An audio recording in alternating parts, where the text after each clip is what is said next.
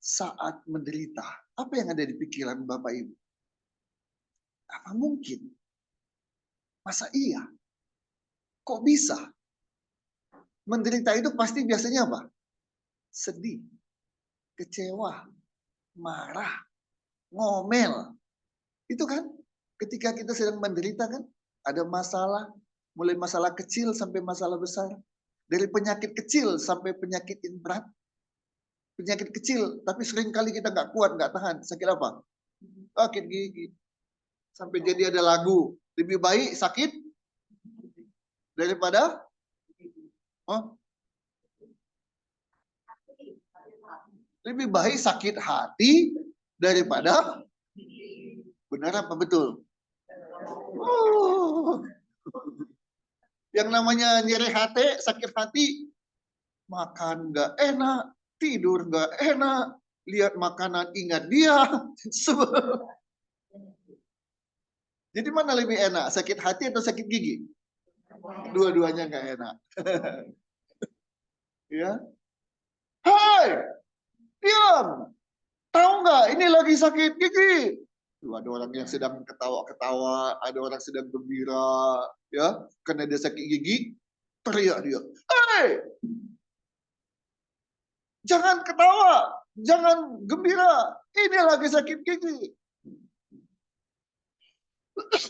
Yang sana jawab, "Hei, sana jangan sakit gigi, di sini sedang gembira."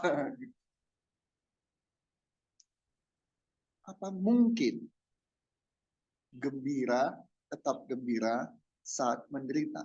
Jawabannya mungkin. Di dalam Tuhan tidak ada yang tidak mungkin. Amin. Bersama dengan Tuhan kita sanggup mengatasi segala masalah. Seperti motonya Pegadaian. Apa motonya? Mengatasi masalah. Enak kan kedengarannya kan? Walaupun orang bilang tetap aja masalah. Ya tidak sesuai dengan moto. Motonya enak banget ya. Mengatasi masalah tanpa masalah. Enak banget. Tapi faktanya, masalah juga gitu ya. Tapi bersama Tuhan Yesus, meskipun kita menderita, tetap gembira. Oke, kita baca yuk. Mazmur 37 ayat 4. Mazmur 37 ayat yang keempat.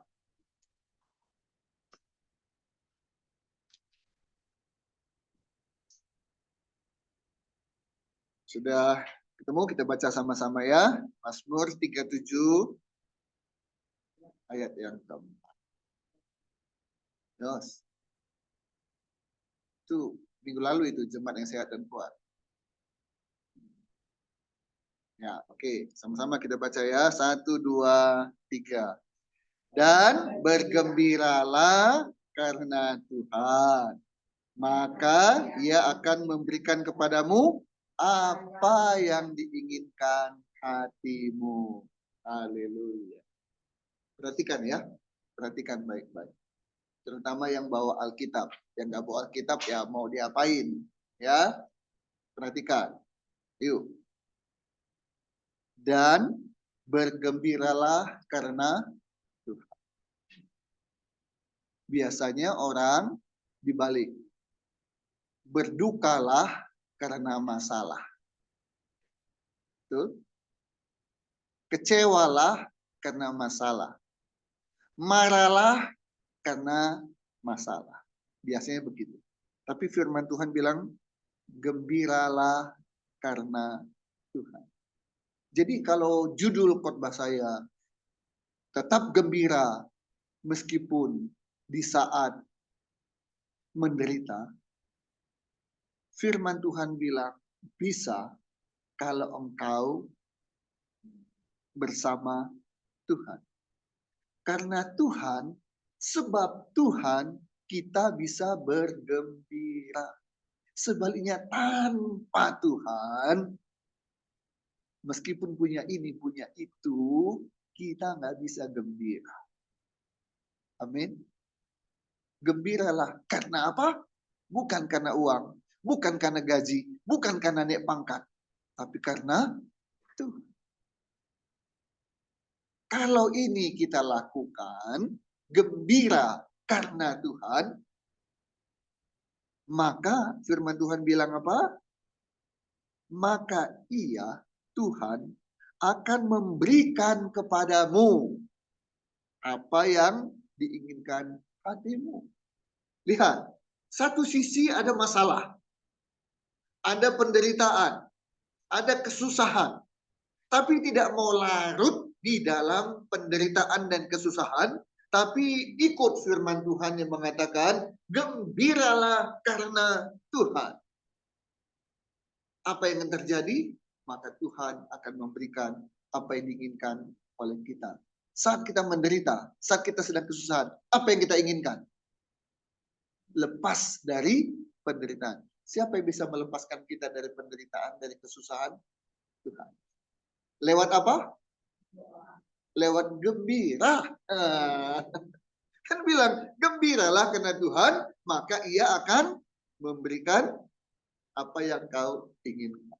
Oke. Bapak Ibu sekalian, kita baca 1 Petrus 1 ayat 6. 1 Petrus 1 ayat 6.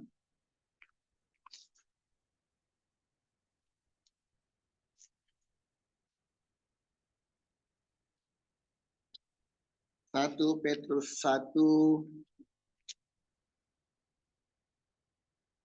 Petrus yang pertama ayat yang ke-6. Alkitab saya halaman 374.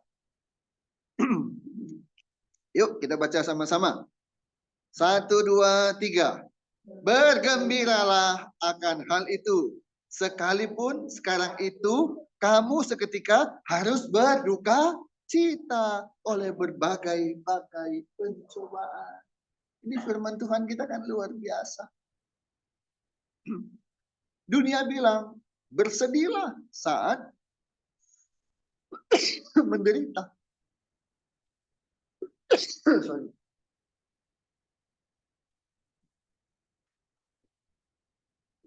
Itu dunia bilang, bersedihlah saat menderita. Wajar. Biasa. Tapi orang Kristen harus luar biasa. Orang Kristen harus berbeda. Waktu kita menghadapi duka cita, waktu kita menghadapi berbagai pencobaan, firman Tuhan bilang apa? Bergembiralah. Mau yang biasa-biasa atau mau yang luar biasa? Yang luar biasa. Kisah Para Rasul 5 ayat 41. Kisah Para Rasul 5 ayat 41.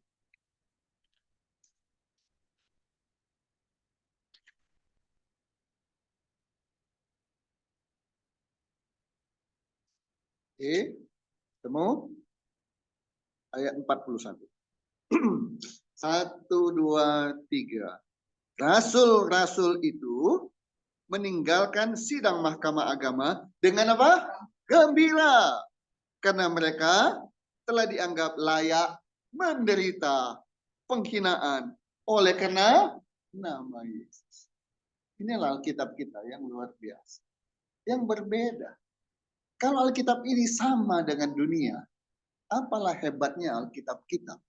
Apalah hebatnya firman Tuhan itu kalau dia sama aja dengan yang lain-lain. Tapi kita bersyukur. Firman Tuhan itu berbeda. Rasul-rasul, mereka bergembira karena menderita. Jujur sajalah, jujur. Kalau Tuhan berikan pilihan pada kita,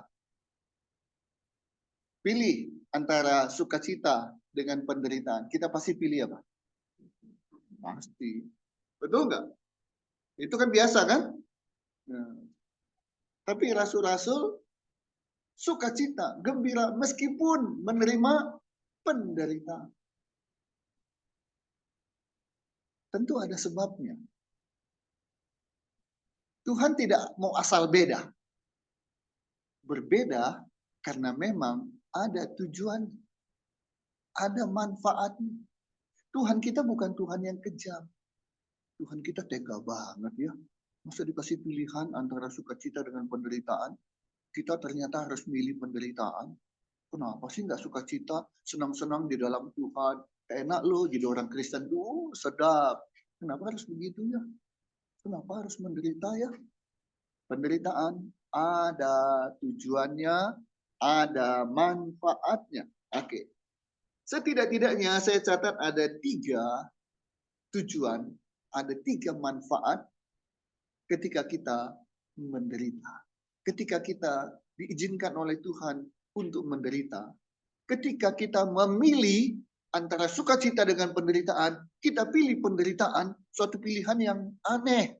Suatu pilihan yang luar biasa. Kayaknya nggak masuk akal. Ya memang. Kalau Tuhan kita itu masuk akal, dia bukan Tuhan. Setuju? Kalau orang sakit, sakit parah, pasti apa? Mati. Tapi Tuhan kita luar biasa. Dokter bilang, kita hanya bisa berharap pada Tuhan. Penyakitnya sudah sedemikian rupa. Stadiumnya sudah stadium berapa? 4. Hanya bisa pasrah. Dan ketika ada iman, Tuhan bilang, hidup, sehat, bisa. Tuhan kita memang bukan Tuhan yang biasa-biasa.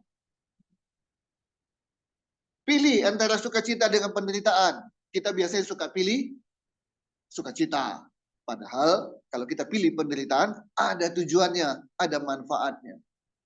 Sekarang kalau kita dihadapkan kepada pilihan, ini ada Tuhan, Tuhan yang biasa-biasa dengan Tuhan yang luar biasa. Pilih mana? Oh, itu mah tahu ya. Itu mah pintar ya. Waktu pilih Tuhan, nggak mau pilih Tuhan yang biasa-biasa. Maunya pilih Tuhan yang luar biasa. Tuhan luar biasa bilang, kamu pilih sukacita atau pilih penderitaan. Ingat, kalau Tuhan biasa-biasa pasti pilih sukacita. Tapi ini kan Tuhan luar biasa. Saya pilih penderitaan aja. Tuhan bilang, ini dia baru jemaatku. Ya, yang tidak memilih yang biasa-biasa saja. Mau berkat biasa-biasa atau mau berkat yang luar biasa? Tahu langsung jawab. Tapi sekali lagi, pilih sukacita atau penderitaan?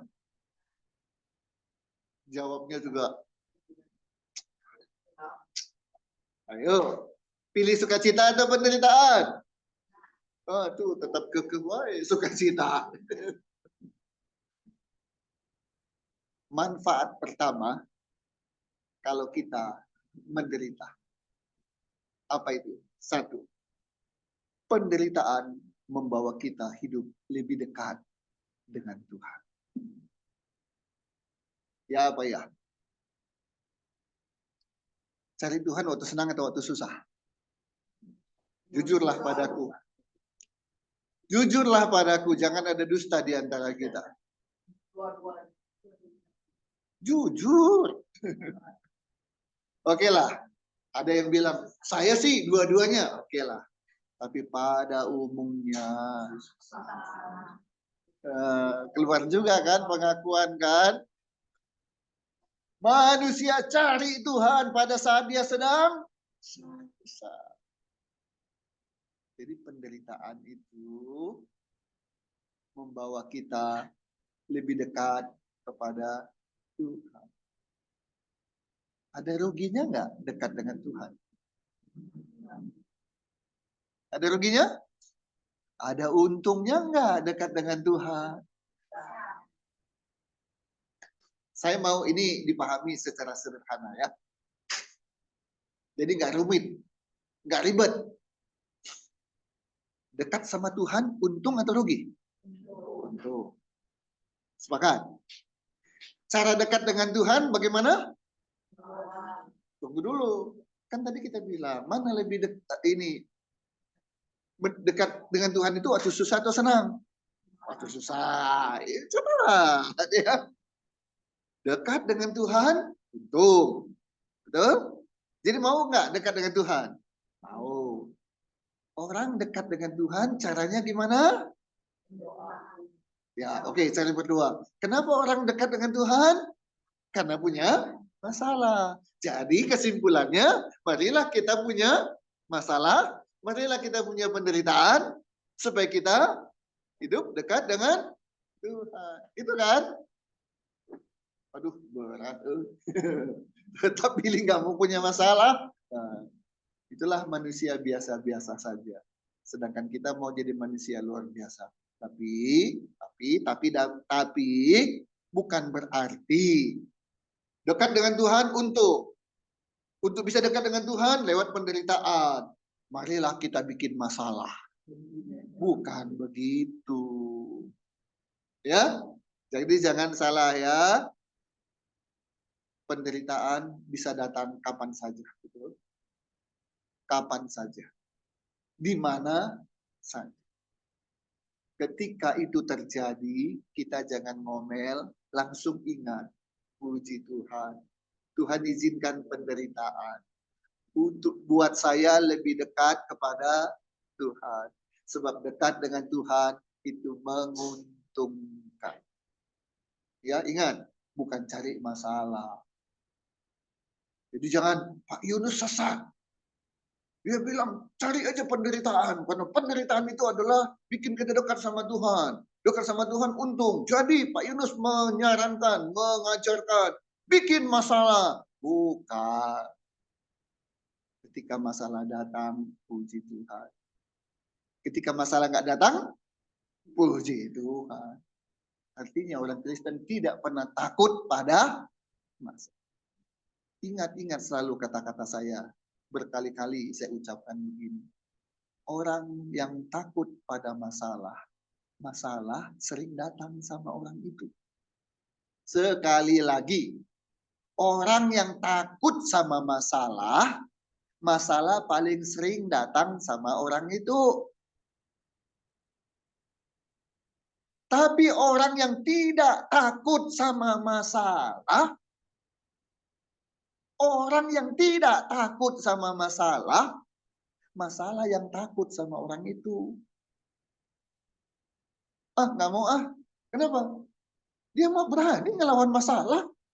Bonyok saya tiap kali datang sama dia. Tapi si itu tuh, nah itu mah penakut. Saya belum datang aja, dia udah gemetaran. Saya datang ke situ. Orang Kristen adalah orang yang tidak pernah takut pada masalah. Kenapa? Aku akan tetap bersuka cita. Aku tetap bergembira. Dalam penderitaan, aku semakin dekat sama Tuhan. Itu manfaat pertama dari penderitaan. Yang kedua, manfaat dari penderitaan adalah membawa kita pada penyerahan total kepada Tuhan. Ada nggak orang yang penyerahannya hanya setengah-setengah? Ada nggak? Banyak. Aku berserah. Aku berserah. Nyanyinya berserah. Ingusnya keluar. Air matanya keluar. Tapi setelah nyanyi, setelah doa, mikir lagi. Mau cari siapa ya untuk bisa bantu saya? Itu bukan penyerahan yang total. Penyerahan total adalah penyerahan habis-habisan. Apapun yang terjadi, aku tetap percaya Tuhan sanggup menolong diri. Dan ketika Tuhan menyuruh kita, kamu pergi ke sana, ya ikut. Tuhan suruh lakukan ini, ya lakukan. Tapi bukan kita yang cari-cari jalan keluar sendiri. Seolah-olah Tuhan tidak sanggup menolong kita, maka kita mau nolong Tuhan. Ingat, Tuhan tidak perlu dibela. Jadi nggak perlu pembela Tuhan. Nggak ada. Yang perlu dibela siapa? Kita. Jadi jangan ragukan kuasa Tuhan. Tuhan itu nggak hanya berkuasa, tapi maha kuasa. Dia sanggup, Yesus sanggup melakukan perkara yang kecil. Bukan. Dia sanggup melakukan perkara yang besar. Bersama Yesus lakukan perkara. Kalau Kang tahu mau yang kecil yang besar. Gaji yang kecil atau yang besar? Kado yang kecil atau yang besar? Kecil. Itu beta. Langsung ingat, berlian mah kecil ya. Inilah manusia. Selalu mikir untuk keuntungan dirinya sendiri ya. Oke. Yang kedua, manfaat dari penderitaan adalah membawa kita pada penyerahan yang total. Total percaya. 100%. Tidak ada 99,9%. Sepenuh-penuhnya. Total penyerahan kepada Tuhan. Ya. Nah, yang ketiga, penderitaan manfaatnya adalah kita mendapat kekuatan dari Tuhan lewat penderitaan. Yuk, baca Ibrani 11. Ibrani 11 ayat 34.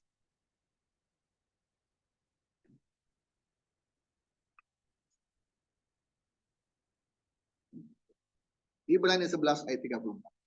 Yuk. Ketemu? Kita baca sama-sama. 1, 2, 3. Memadamkan api yang dahsyat. Mereka telah luput dari mata pedang. Telah beroleh kekuatan dalam kelemahan. Telah menjadi kuat dalam peperangan. Dan telah memukul mundur pasukan-pasukan tentara asing. Luar biasa. Ada kekuatan di dalam kelemahan. Waktu menderita, banyak orang lemah. Lemah iman.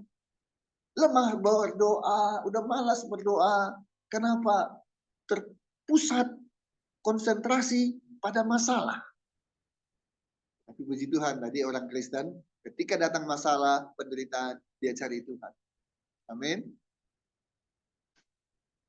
Dalam kelemahan, dalam penderitaan, ada kekuatan. Dari siapa? Dari Tuhan Yesus. 2 Korintus 12 ayat 10. 2 Korintus 12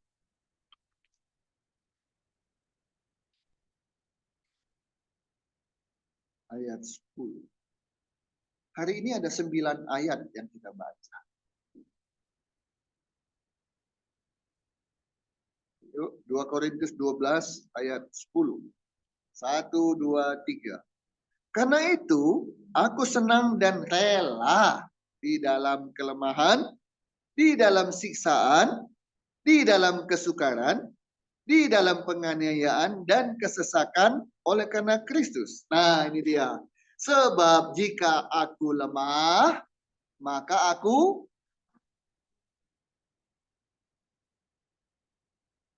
beda lagi kan?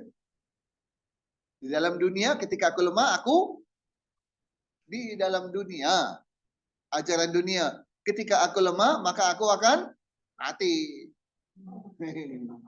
Iya, lemah, letih, lesu, lelah, kalah, mati. Itu ajaran dunia. Tapi Alkitab bilang apa? Ketika aku lemah, di situ aku kuat. Kenapa? Ketika aku sedang lemah, aku butuh kekuatan dari Tuhan. Dan Tuhan yang memberikan kekuatan kepada. Kalau Tuhan di pihak kita, siapa lawan kita? Tidak. Sebelum saya lanjutkan, bagaimana cara agar kita tetap bisa gembira meskipun saat menderita. Saya mau sampaikan dulu Bapak Ibu. Kalau diperhatikan, rata-rata khotbah saya, jarang yang ada ayatnya hanya 3 atau kurang dari 3. Perhatikan, khotbah saya selalu ayat yang saya sampaikan lebih dari 3. Contoh hari ini, 9. 4, 5, 6, hari ini 9. Ada yang bilang mungkin, Pak Yunus terlalu banyak ayat. Ada hamba Tuhan, pendeta, sudah almarhum. Setiap dia khotbah, hanya satu ayat. 45 menit dia khotbah, hanya satu ayat. Khotbahnya bagus, dengar juga enak. Jadi bukan karena gara-gara satu ayat, jadi dia tidak bagus khotbahnya, jadi nggak enak didengar. Enggak, bagus.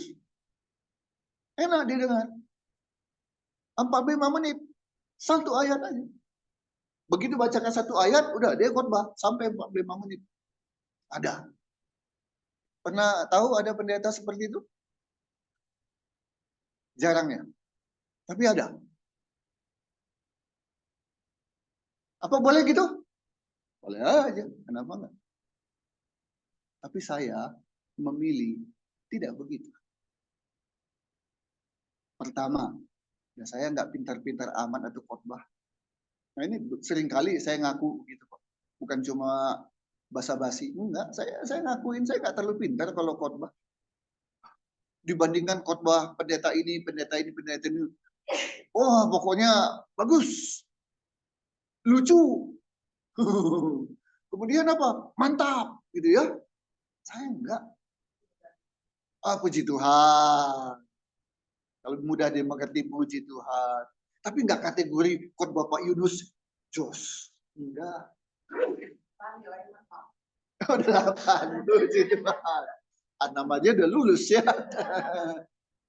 Saya bisa khotbah enggak? Bisa. Kalau gitu saya pede. Saya bisa khotbah. Tapi saya mengakui dengan jujur di hadapan jemaat dan di hadapan Tuhan. Bukan karena basa-basi, munafik, tidak. Saya bisa khotbah. Tapi saya nggak pintar-pintar amat khotbah. Enggak. Bisa doang. Itu pun hanya karena kemurahan Tuhan. Ya, jadi saya nggak mampu hanya sampaikan satu ayat, kemudian bisa khotbah 45 menit, apalagi 1 jam. Saya nggak gampang itu. Satu, itu alasan saya. Kenapa saya khotbah selalu ada ayat yang lebih dari 3, 5, 7, 9, 4, 6. Pertama, saya nggak pintar-pintar amat khotbah.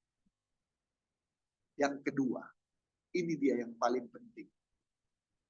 Ya, jemaat yang hadir di sini juga yang dengar khotbah saya ini lewat YouTube, lewat Facebook.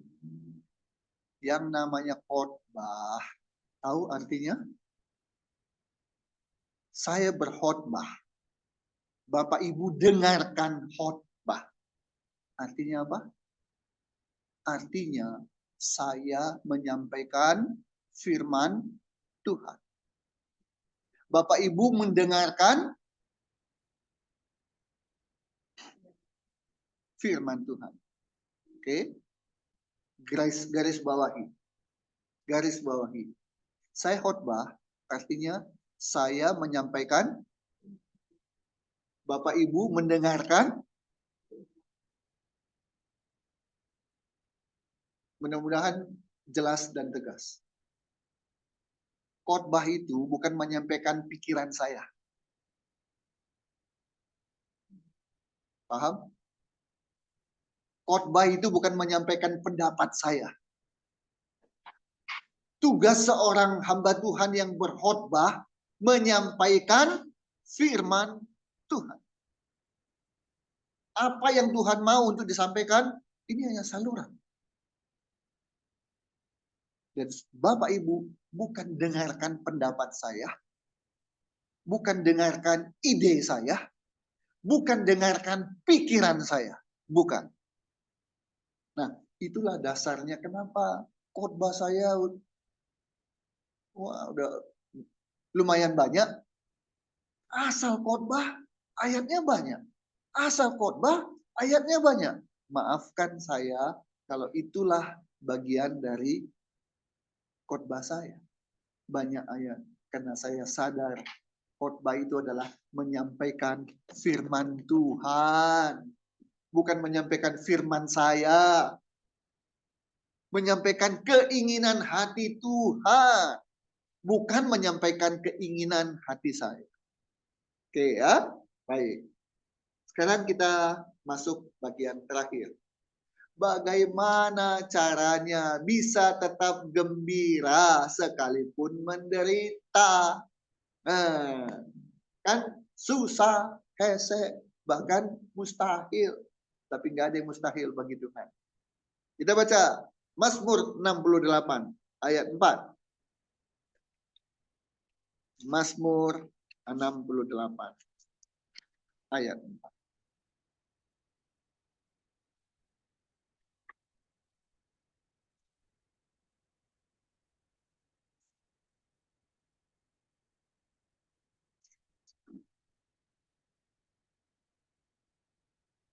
Ya, Mazmur 68 ayat 4. Bagaimana caranya bisa tetap gembira sekalipun menderita? Baca bersama-sama. 1, 2, 3. Tetapi orang benar bersuka cita. Mereka beria-ria di hadapan Allah, bergembira dan bersuka cita. Lihat, orang benar bersuka cita. 1. Mereka beria-ria. 2. Di hadapan Allah. 3. Bergembira dan bersuka cita. 4 loh. Enggak sekali, enggak 2 kali, enggak 3 kali, 4 kali. Orang benar itu bersuka cita, mereka beria-ria, mereka bergembira, dan bersuka cita. 4. Pertanyaannya, siapa ini orang yang melakukan 4 hal ini? Orang benar. Jadi bagaimana caranya agar tetap bisa bergembira, bersuka cita di saat menderita, di saat ada masalah, bahkan masalah besar sekalipun, tetap bergembira. Caranya 1, jadilah orang benar. Ada beda nggak orang baik dengan orang benar? Beda. Pilih mana? Pilih jadi orang baik atau pilih orang benar? Itu bedanya ya. Orang baik ada di mana aja. Komunis pun bisa nggak jadi orang baik? Maaf, saya mau tanya. Setan, iblis juga bisa baik nggak?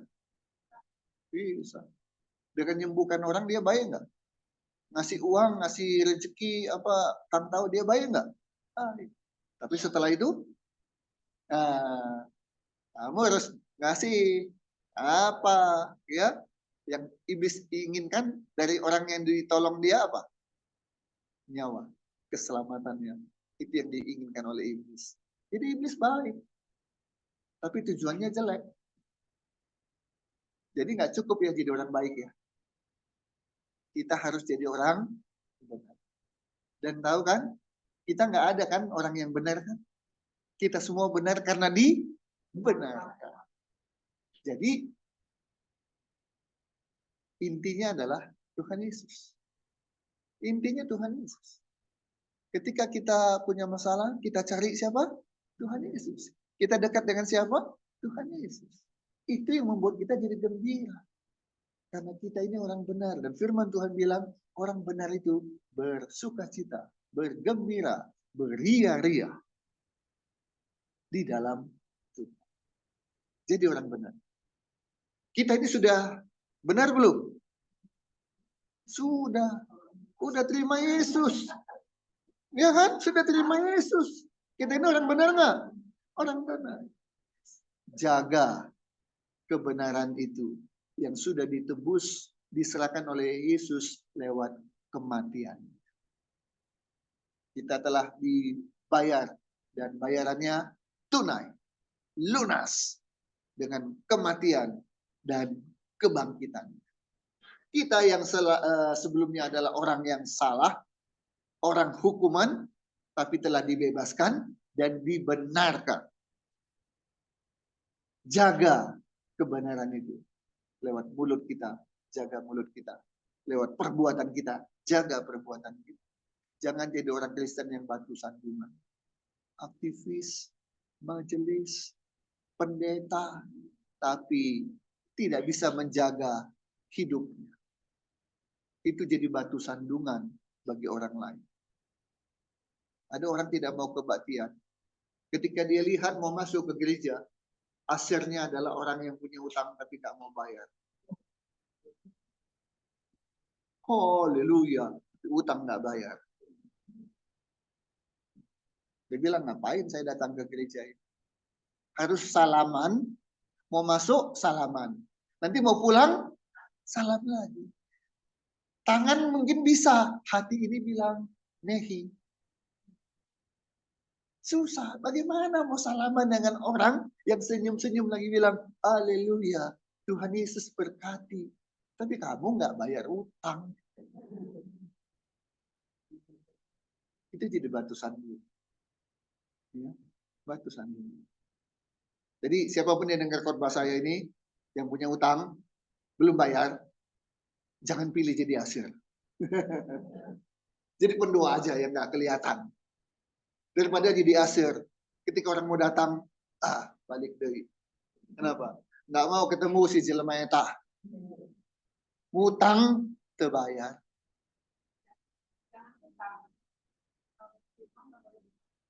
Nah itu, ya, hutang tidak bayar, masalah jadi batu sandung. Jadi hayu orang benar bersukacita, jaga kebenaran itu yang telah diberikan oleh Tuhan secara cuma-cuma. Tugas kita nggak cari kebenaran, nggak bikin kebenaran, memperjuangkan kebenaran, tidak, semua dia diberikan oleh Tuhan gratis, cuma-cuma. Yang kita harus lakukan apa? Jaga agar kita tetap jadi orang yang benar. Jangan sampai ada kata-kata gini, jangan salibkan Yesus kedua kali. Sampai dia harus datang lagi untuk menyelamatkan kita, mati lagi, disalibkan lagi. Jangan. Jaga kebenaran itu. Hargai kebenaran itu. Hargai keselamatan yang Tuhan sedemikian. Oke, cara pertama, tetap bisa gembira sekalipun dalam penderitaan adalah jadilah orang benar. Yang kedua, Kisah Para Rasul 16. Kisah Para Rasul 16 ayat 34.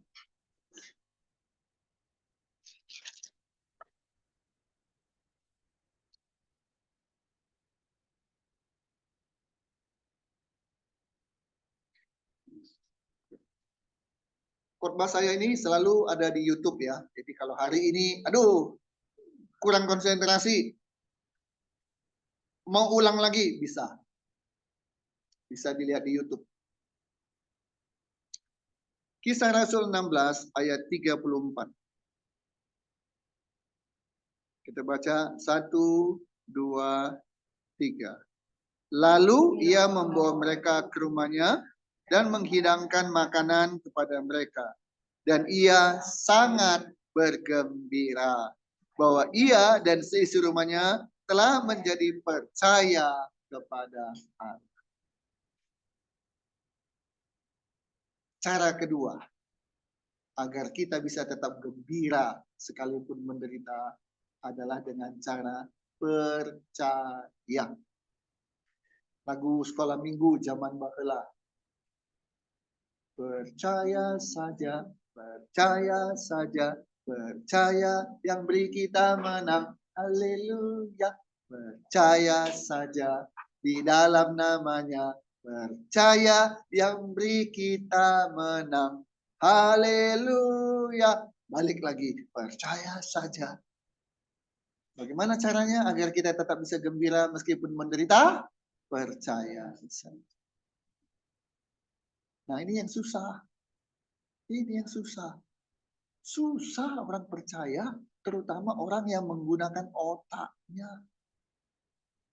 Makanya salah satu firman Tuhan berkata, orang kaya susah masuk surga.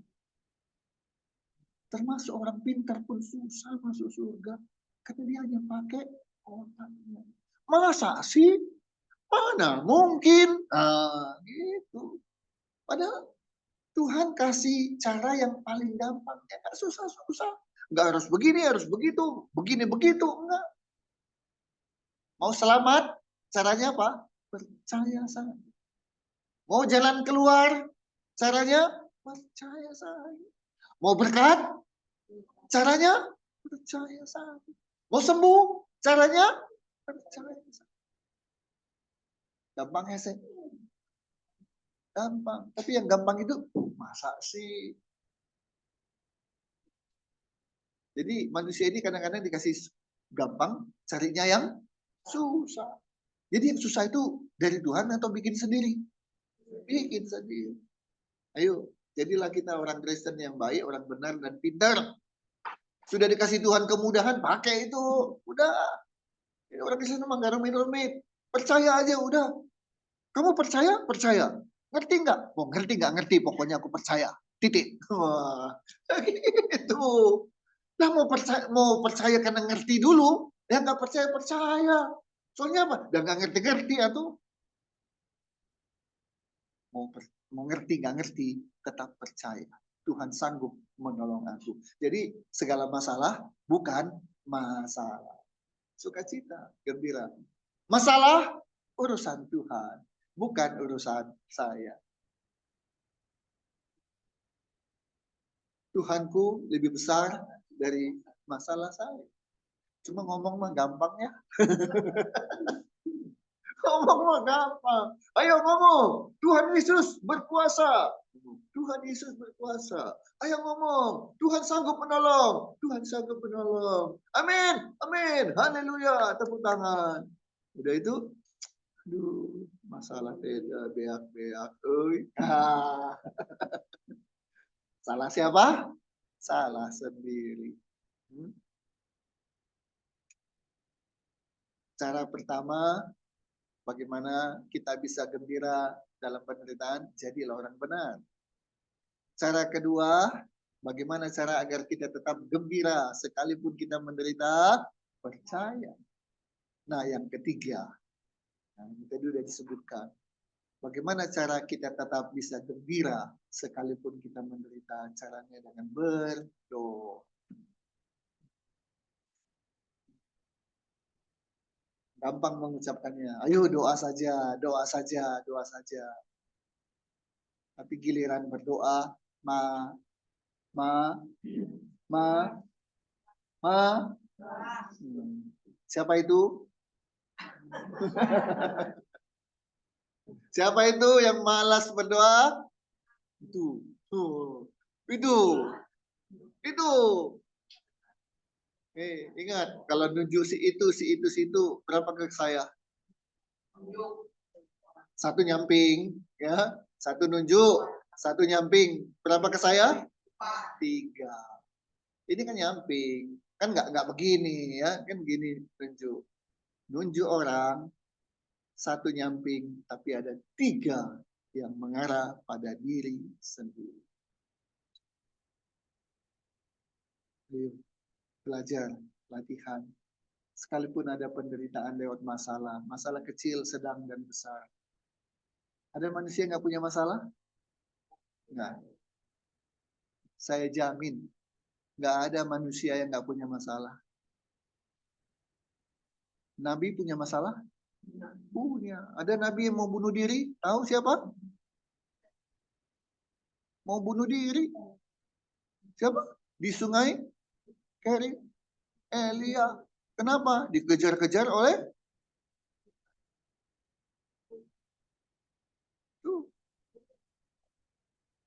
ya, dan sudah bunuh diri Yudas, ya. Tapi ada nabi yang menderita, mau bunuh diri, ya. Ada. Jadi penderitaan itu, masalah itu ada di semua orang, tidak pilih-pilih. Ya, jangan dia sudah aktif melayani, dia majelis, dia pendoa, dia pendeta, tetap ada masalah. Masalah pendeta biasanya apa? Apalagi di daerah-daerah, di desa-desa. Apa masalah mereka? Bayangkan, persembahan 1 minggu hanya beban 50.000. 1 bulan ada 4 minggu, 4 kali ibadah. 1 bulan dia hanya dapat persembahan 200.000. Punya istri punya anak. Kebutuhan hidup itu apa? Makan. Kedua, papan, rumah. Ketiga, pakai. Udah, 3? Enggak. Anak perlu sekolah. Kalau sakit, 200.000. Ayo. Itu masalah hamba Tuhan yang ada di daerah-daerah. Yang di kota enak, pakai mobilnya mewah, pakai bajunya. Nah, oke. Ini sedikit nyimpang tapi tetap penting. Pak Yunus gerejanya kan kecil. Tapi tiap khotbah pakai jas terus. Sementara ada gereja besar. Yang khotbahnya, pendetanya hanya pakai batik. Batiknya dia 5 juta. Jas saya. Haleluya. Nanti kasih ya yang jas 10 juta ya. Jas saya, jemaat yang tahu. Itu lagi, itu lagi, itu lagi, itu lagi. Jadi satu jas itu sama hitam. Itu aja yang saya pakai terus menerus. Ya. Sesekali di laundry udah itu pakai lagi. Loh, kenapa begitu Pak Yunus? Nggak tahu. Nah, puji Tuhan. Saya tampil pakai jas. Bukan. Bukan. Kalau dipikir-pikir, bosan nggak pakai jas terus itu lagi, bosan. Tapi saya nggak mau lihat kepada bosan. Saya mau menghargai Tuhan yang sedang saya layani. Bisa nggak saya memilih untuk batik aja? Bisa. Bisa nggak saya memilih pakai kaos saja? Bisa. Kan orang bilang yang penting kan hatinya, yang penting hidupnya, yang penting imannya, bukan pakaiannya. Bisa kan? Bisa. Tapi saya memilih. Ketika melayani Tuhan, saya tampil sebaik yang saya bisa. Itu yang saya pilih. Ya, oke. Jadi meskipun semua orang punya masalah, termasuk pendeta. Pendeta juga manusia. Punya rasa, punya masalah. Ya, tidak ada yang tidak punya masalah. Tapi jangan khawatir. Setiap masalah pasti ada jalan keluar. Lewat apa? Doa. Datang kepada Tuhan. Tidak ada masalah yang tidak bisa diselesaikan lewat doa. Maka datanglah kepada Tuhan ketika kita menderita. Karena Tuhan bilang, mari kepada Tuhan, hai kamu yang lelah, letih lesu, dan berbeban. Datang kepada Tuhan, berdoa. Berdoa. Berdoa. Bisa berdoa? Bisa? Ada yang bilang, saya nggak bisa doa. Iya, kalau doa di depan 1.000 orang nggak bisa. Ya, begitu jalan ke sini, dari panggung, diam, nggak tahu mau ngomong apa. Blank. Nervous. Iya. Kalau ada di depan 1.000 orang ya memang kadang-kadang nggak bisa doa. Grogi. Tapi kalau doa di dalam kamar sendirian, bisa? Ada alasan untuk tidak bisa? Tidak ada. Maka berdoa. Kalau itu kita lakukan, maka ada masalah? Tidak masalah. Karena Tuhan lebih besar dari masalah. Amin.